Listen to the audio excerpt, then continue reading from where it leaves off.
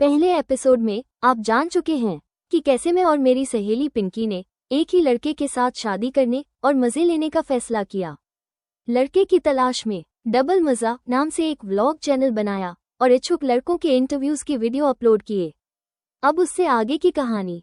हमारे video viral होते ही बहुत सारे जवान, बूढ़े, रंडवे, कोवारे, रिक्शा रेड़ी वाले और तो और भिखारी भी मॉडलों जैसी दो खूबसूरत लड़कियों से शादी करके डबल मजा लेने को तैयार हो गए।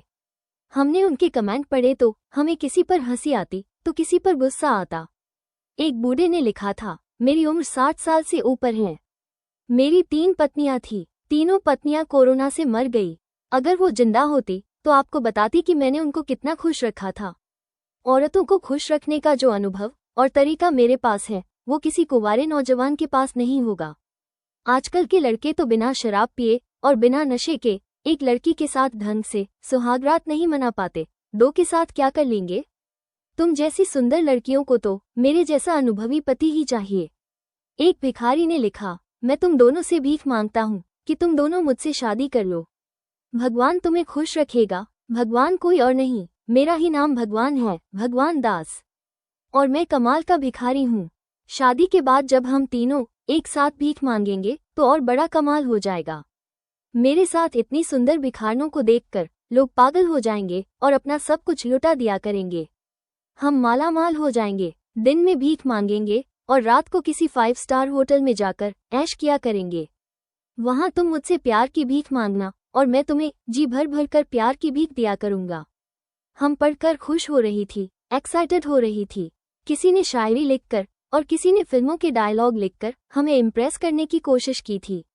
हमारा क्लासमेट आकाश, जिसको मुझ पे क्रश था, दिल ही दिल में मुझे चाहता था, लेकिन मैं उसको पसंद नहीं करती थी। वो मेरा रास्ता रोककर खड़ा हो गया। मुझे कहने लगा, मोना तू ठीक नहीं कर रही, ये तेरे जैसी लड़की को शोभा नहीं देता, क्यों अपना तमाशा बना रही हो। मैंने कहा, आकाश, तमाशा मैं अपना बना रही हूँ, लेकिन तुम्हें क्या मतलब। तुम भी इस तमाशे का हिस्सा बन जाओ, मौके का फायदा उठा लो, एक के साथ एक फ्री मिल रही है। आकाश ये कहते हुए चला गया, तुम ठीक नहीं कर रही हो, एक दिन पछताओगी। हमें इंटरव्यूज देने वालों का तांता लगा हुआ था, जिसमें बहुत सारे हमारे कॉलेज के लड़के थे और बाहर वालों की भी कमी नहीं थी। बात कॉलेज के प्रिंसिपल तक पहुंच गई। हमें मैसेज मिला कि हम दोनों को प्रिंसिपल ने अपने ऑफिस में बुलाया है। हम दोनों प्रिंसिपल के ऑफिस में चली गई। प्रिंसिपल हम पर भड़क उठा, पिंकी और मोना, आपने यह क्या तमाशा लगा रखा है कॉलेज कैंपस में, एक ही लड़के से शादी करने का। पिंकी बोली, सर ये तो हमने सोशल मीडिया पर अपना चैनल शुरू किया है, इसका कॉलेज से कुछ लेना देना नहीं है। प्रिंसिपल गुस्से में बोला, लेना देना क्यों नहीं, आप वीडियो तो कॉलेज कैंपस में रिकॉर्ड करते हो, उसमें कई बार कॉलेज की बिल्डिंग दिखाई देती है, कॉलेज के स्टूडेंट्स दिखाई देते हैं, इससे कॉलेज की बहुत बदनामी हो रही है, कॉलेज की रेपुटेशन खराब हो रही है। लोग हमें पूछते हैं, क्या आप लड़कियों को यही पढ़ाते हो। पिंकी कहने लगी, सॉरी सर, अब से हम वीडियो रिकॉर्डिंग कॉलेज कैंपस से बाहर कर लिया करेंगे।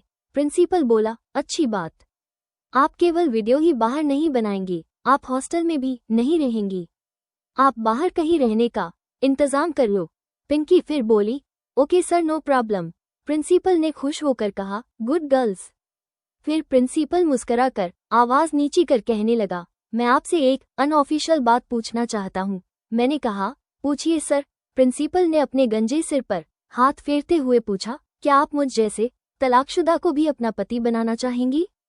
पिंकी हंसते हुए बोली, सर आप भी ट्राई करके देख लीजिए, आपको भी इंटरव्यू देना होगा जिसे हम चैनल पर अपलोड करेंगे। प्रिंसिपल बोला, ना बाबा ना, इंटरव्यू नहीं, आप इंटरव्यू के बिना ही मुझे सेलेक्ट कर लीजिए। पिंकी ने हंसकर कहा, फिर तो आपका कोई चांस नहीं। हम हंसते हुए ऑफिस से बाहर आ गई। हमारे चैनल से हमारे पास काफी पैसा आने लगा था, इसलिए हमें हॉस्टल छोड़ने और बाहर एक अच्छा मकान किराए पर लेने में कोई परेशानी नहीं हुई। एक कमरे में सोफे रखे हुए थे, उसे हमने स्टूडियो के रूप में इस्तेमाल करना शुरू कर दिया। एक दिन में 2 लड़कों के इंटरव्यूज रिकॉर्ड करके हम अपलोड करने लगे। कैमरा ऑपरेट करने और वीडियो एडिटिंग के लिए हमने एक असिस्टेंट रख लिया। हम दोनों इंटरव्यू लेती, लड़के से पूछती, आप हम दोनों को कैसे खुश रखोगे, हमें शादी के बाद हनीमून मनाने कहाँ लेकर जाओगे। अपने घर वालों के साथ कैसे एडजस्ट करोगे? सब लड़के लंबी लंबी फेंकने लगते। कोई अपनी मर्दानगी की बात करता हुआ कहता, मैं रोज जिम जाता हूँ। 2 क्या, मैं तो 4 लड़कियों को भी खुश रख सकता हूँ। कोई बड़े घर का होने का पाखंड करता। एक कंगाल सा लड़का बोला, मैं हनीमून मनाने आपको पेरिस लेकर जाऊंगा। हमने हंसकर पूछा, पेरिस जाने के लिए पैसा कहाँ से लाओगे? वो बोला, पैसा तो चैनल की कमाई से आएगा ना। पिंकी बोली, चैनल तो हमारा है, हम दोनों का। वो कहने लगा, तुम दोनों जब मुझसे शादी करके मेरी पत्नियां बन जाओगी तो चैनल भी तो मेरा हो जाएगा। मैं मालिक बन जाऊंगा चैनल का भी और तुम दोनों का भी। पिंकी बोली, चल फूट यहाँ से, कंगला कहीं का। जेब में फूटी कौड़ी नहीं और चला चैनल और हम दोनों का मालिक बनने।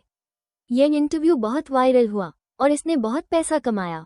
इसने हमें ये सोचने पर मजबूर कर दिया कि शादी के बाद सचमुच ऐसा ना हो जाए कि वो जिससे हम शादी करें हमसे ही पैसा लूटने लग जाए। हमें इसका इलाज भी पहले से करना होगा। चैनल की कमाई में उसका कितना शेयर होगा इसके बारे में पहले ही लिखित एग्रीमेंट करना होगा। इसके बाद क्या हुआ ये जानिए अगले भाग में। इस चैनल को लाइक, शेयर और सब्सक्राइब जरूर करें। धन्यवाद।